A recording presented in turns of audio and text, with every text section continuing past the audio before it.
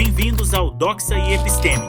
Hoje temos mais um episódio do bloco Mundo das Ideias com o tema Adolf Eichmann, Hannah Arendt.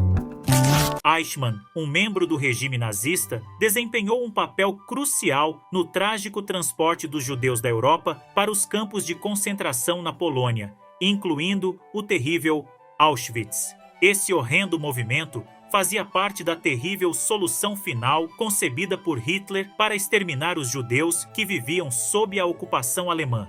Embora Eichmann não tenha criado essa política de aniquilação sistemática, ele estava profundamente envolvido na organização do sistema ferroviário que tornou possível essa atrocidade. Desde os anos 30, os nazistas impuseram leis que restringiam severamente os direitos dos judeus. Hitler culpava injustamente os judeus por inúmeros problemas na Alemanha, resultando em leis que limitavam sua educação, os privavam de recursos financeiros e propriedades, além de forçá-los a usar uma marca discriminatória. Os judeus foram enclausurados em guetos superlotados, transformados em verdadeiras prisões, onde a escassez de comida tornava a vida extremamente difícil. A terrível solução final representou uma nova dimensão de crueldade. A decisão de Hitler de exterminar milhões de indivíduos, baseada puramente em sua raça, exigia um meio de transportar os judeus das cidades para locais onde poderiam ser massacrados em larga escala. Os campos de concentração existentes foram convertidos em verdadeiras fábricas de morte, usando gás e crematórios para eliminar centenas de vidas diariamente. Enquanto Eichmann lidava com documentos e telefonemas, milhões de judeus enfrentavam um destino trágico por causa de suas ações. Alguns sucumbiam à fome ou a doenças como o tifo, enquanto outros eram forçados a trabalhar até a morte. A maioria, no entanto, encontrava a morte através do gás. Os trens nazistas eram conhecidos por sua pontualidade, graças à eficiência de Eichmann e outros como ele, mantendo os vagões lotados. Dentro desses vagões, homens, mulheres e crianças enfrentavam uma jornada de angústia rumo à morte, frequentemente sem acesso a comida ou água, enfrentando extremos de frio ou calor. Muitos pereciam durante o trajeto, especialmente os mais velhos e enfermos. Os sobreviventes chegavam extremamente frágeis e aterrorizados, apenas para serem cruelmente induzidos a entrar em câmaras de gás disfarçadas de chuveiros onde eram forçados a se despir. Uma vez dentro, as portas eram trancadas e era ali que os nazistas usavam o gás Zyklon para realizar os assassinatos. Os corpos eram cremados e seus pertences saqueados. Os que sobreviviam muitas vezes eram forçados a trabalhar sob condições desumanas, com pouca comida, enquanto eram sujeitos a espancamentos e tiros dos guardas nazistas, às vezes por mero prazer. Eichmann desempenhou um papel significativo nesses atos atrozes. Após a Segunda Guerra Mundial, conseguiu escapar das forças aliadas e viver em segredo na Argentina por alguns anos.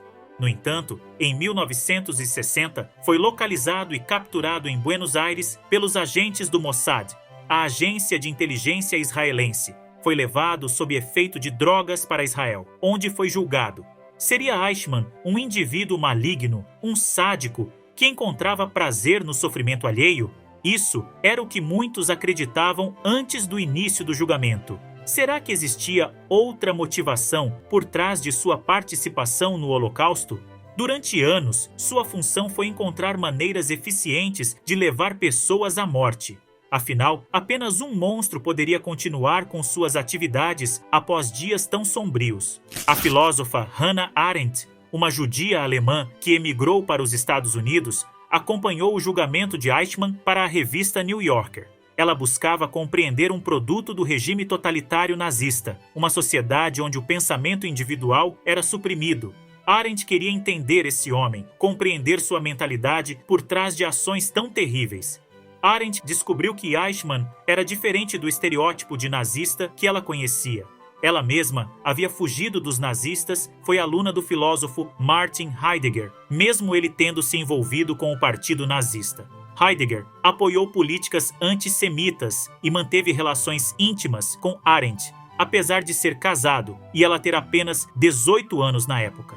Agora, em Jerusalém, Arendt se deparava com um tipo de nazista completamente diferente. Eichmann parecia ser um homem comum, alguém que optou por não questionar suas ações. Sua falta de reflexão teve consequências devastadoras, mas não era o sádico perverso que ela esperava encontrar. Era um indivíduo comum, porém igualmente perigoso. Alguém que não exercia o pensamento crítico. Em uma Alemanha onde o racismo se tornou lei, foi fácil para ele justificar suas ações. Para Eichmann, a solução final de Hitler foi uma oportunidade de sucesso, um meio de mostrar competência em seu trabalho. Embora muitos críticos de Arendt discordem, ela acreditava que ele estava sendo genuíno ao afirmar que estava apenas cumprindo seu dever. Eichmann, ao contrário de alguns nazistas, não exibia um ódio intenso aos judeus. Ele não possuía a malignidade que caracterizava Hitler. Enquanto muitos nazistas teriam prazer em agredir um judeu até a morte por não fazer a saudação Heil Hitler, Eichmann não se enquadrava nesse perfil. No entanto, ele aceitou um cargo oficial no regime nazista e, o que é ainda mais perturbador, desempenhou um papel crucial no envio de milhões de pessoas à morte. Mesmo quando confrontado com evidências dos atos terríveis, Eichmann parecia não considerar suas ações tão erradas. Em sua visão, não havia quebrado nenhuma lei, nem ordenado diretamente a morte de alguém. Então acreditava estar agindo de forma razoável. Criado para obedecer às leis e treinado para seguir ordens, ele se viu, junto com as pessoas ao seu redor, executando ordens sem sentir-se responsável pelos resultados diários de seu trabalho. Eichmann evitava ver pessoas amontoadas nos vagões ou visitar campos de concentração, pois não havia necessidade direta para isso. Ele admitiu à corte que não poderia ser médico por medo de ver sangue. No entanto, estava indiretamente envolvido. Era um produto de um sistema que limitava sua capacidade de pensar criticamente sobre suas próprias ações e seus impactos na vida real das pessoas. Parecia incapaz de compreender o sofrimento alheio e permaneceu convicto de sua própria inocência durante o julgamento. Ou era isso, ou ele acreditava que sua melhor defesa era alegar estar apenas seguindo ordens, convencendo assim Arendt. Arendt usou a expressão "a banalidade do mal" para descrever o que observou em Eichmann. Segundo ela, o mal que ele representava era banal, não oriundo de um indivíduo maligno, mas sim de um burocrata, um gerente, alguém comum que permitiu que a ideologia nazista influenciasse todas as suas ações. A filosofia de Arendt foi moldada pelos acontecimentos ao seu redor, enraizando-se na história recente e em sua própria experiência. Sua análise em Eichmann, em Jerusalém, foi baseada na observação do homem e nas justificativas que ele oferecia. A partir dessa observação, ela desenvolveu explicações mais abrangentes sobre o mal em um estado totalitário e seus efeitos sobre aqueles que não resistiram à sua coerção mental. Eichmann, como muitos nazistas da época, carecia da capacidade de enxergar os fatos sob a perspectiva dos outros. Não possuía a coragem necessária para questionar as regras impostas. Apenas buscava a melhor forma de segui-las, demonstrando falta de imaginação. Arendt o descreveu como superficial e desprovido de reflexão, embora também pudesse ser uma atuação. Caso fosse um monstro, seria facilmente identificado. Mas o mais horripilante era que ele parecia tão normal. Era um homem comum que, ao não questionar suas ações, tornou-se cúmplice de um dos atos mais malignos da humanidade. É improvável que se tornasse uma pessoa má se não tivesse vivido na Alemanha nazista. Ele estava inserido em circunstâncias que não o favoreciam. Obedecendo a ordens imorais, segundo Arendt, era equivalente a apoiar a solução final. Ao não contestar o que lhe era ordenado e aceitar essas ordens, Eichmann participou do genocídio, mesmo que, do seu ponto de vista, estivesse apenas organizando horários de trens. Em determinado momento do julgamento, ele chegou a afirmar que estava agindo de acordo com a teoria do dever moral de Immanuel Kant, como se estivesse fazendo o correto ao obedecer ordens.